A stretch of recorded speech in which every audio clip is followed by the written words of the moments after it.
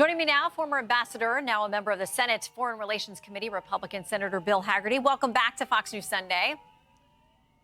Thank you, Shannon. Okay, so let's start here. We had been told the next step in this process was going to be a meeting, hopefully between Putin and Zelensky. The president has given a deadline for that. Here is French President Emmanuel Macron talking about this. He said on Friday, if that doesn't happen by Monday, this agreement to a meeting, the deadline set by President Trump, it means President Putin has once again played President Trump. So what should President Trump do if we get to that deadline tomorrow and Putin blows through yet another one? Well, let me make this statement very clear at the outset. President Trump is doing something that Joe Biden never attempted to do, and that's trying to bring an end to this war. And he's putting pressure on the situation on multiple fronts. Look at the economic front. He's putting secondary sanctions in place with India right now. We've gone into full production here in America, putting America in a place to actually supplant Russia on the energy stage. That puts economic pressure on Putin. If you look at it from a military standpoint, from a security standpoint, Trump just approved the sale of 3,500 cruise missiles to Ukraine. Guess who's paying for that? The Europeans are paying for it, Netherlands, Norway. This is taking the pressure off the American taxpayer, putting it back into Europe, which is more proximate. And let's not relieve President Macron either. Europe is much more proximate to this. They need to be taking an active role. I applaud the fact that they've stepped up to President Trump's demands, going to 5% of their GDP on defense. Let's see them step up and, rather than complain, play a constructive role in this. So we have this issue with Russia continuing to launch deadly strikes in Ukraine. Why at this point should President Trump or anyone else believe that Putin wants to work towards ending this conflict? His actions seem to signal the very opposite. I think you're right about his actions, and I don't think Putin has the intention. I think what he's doing is responding to the pressure that President Trump is putting on him. Again, economic pressure, security pressure, and I think the options for Putin continue to narrow. Things are not going well in Russia. His economy is not doing well, and as President Trump continues to mount pressure, the Europeans can also step up. I think that's the way to approach this, not to hope for some sort of benevolent turn by Vladimir Putin, but to put him in a position where he has to make a deal. So is he simply buying time, though, as the president has said numerous deadlines, red lines, all of those things over the past few months? At what point does he say to Putin, no more? Well, at every point, what you've seen is President Trump narrow Putin's options. What we did see was Putin reach out, come to American soil in Alaska, an impressive American flyover. Putin is seeing, again, his options shrink and diminish. President Trump is moving him in the right direction. I think that we need to give President Trump maximum latitude here. He's the one negotiating this, and I think we need to give him the ability to put maximum pressure on Vladimir Putin. Yeah, you've talked about secondary sanctions may be a way to do that, going after these countries doing business with Russia. There is a measure sitting in the Senate. We've talked about it many times on this show. It's got 80-plus co-sponsors. Why are you not one of them? Well, as I said, I'm in favor of giving President Trump maximum latitude to exert maximum pressure. He has the constitutional authority. President Trump has the constitutional authority to handle this foreign relations issue. I want to see him, rather than being constrained by actions that we take in the Senate, I want to see him have maximum latitude to get this negotiation taken care of. Okay, when you come back from recess, there are a lot of pending domestic matters waiting for you. I want to talk to you about this one. This week, HHS Secretary Kennedy is going to be before the Senate Finance Committee, where he'll face a lot of questions, a lot of turmoil at the CDC.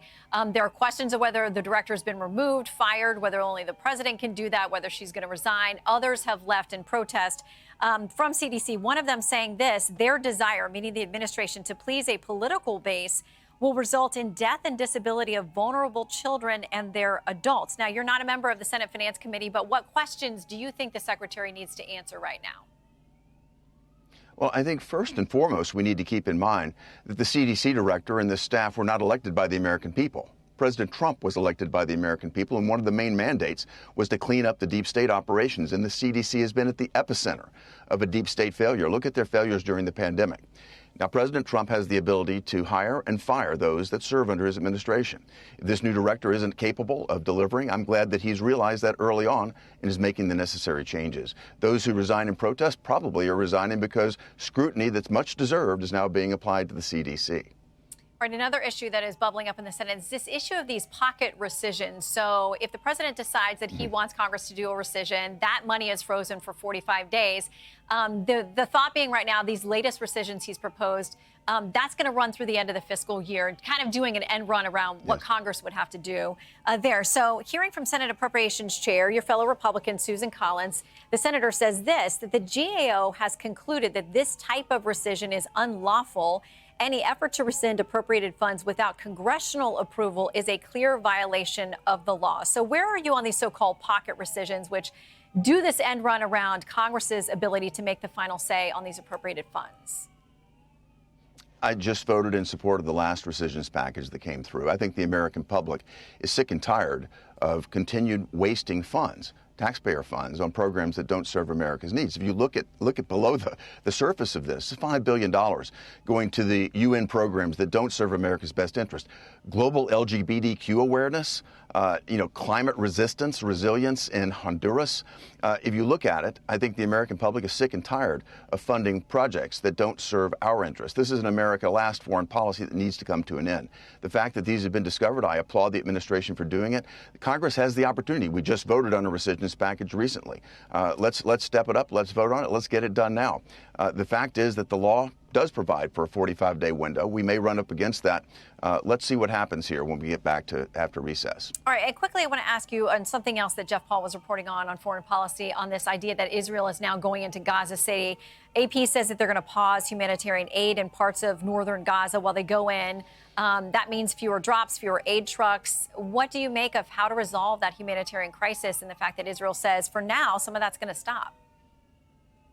Well, the best way to resolve the humanitarian crisis is for Gaza to quit using humans as their shield, to get away from the Palestinians. Hamas needs to go away. The reason that we're having difficulty delivering humanitarian aid is because Hamas captures it.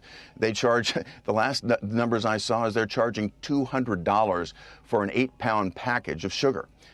They are basically reaping huge profits and funding their operations off the back of the Palestinians. It's the Palestinians' plight that the Hamas is driving. They're the ones that need to go away, and this needs to be resolved quickly. I just want to see it over. We need to see the humanitarian crisis come to an end, and I trust the Israelis to do it in the best and most expeditious fashion possible. All right, Senator Hagerty, thank you very much for your time. Good to see you, and that's where we want to pick up with our next guest. Great to be with you this Sunday. Hey, everyone. I'm Emily Campagno. Catch me and my co-hosts Harris Faulkner and Kaylee McEnany on Outnumbered every weekday at 12 p.m. Eastern, or set your DVR. Also, don't forget to subscribe to the Fox News YouTube page for daily highlights.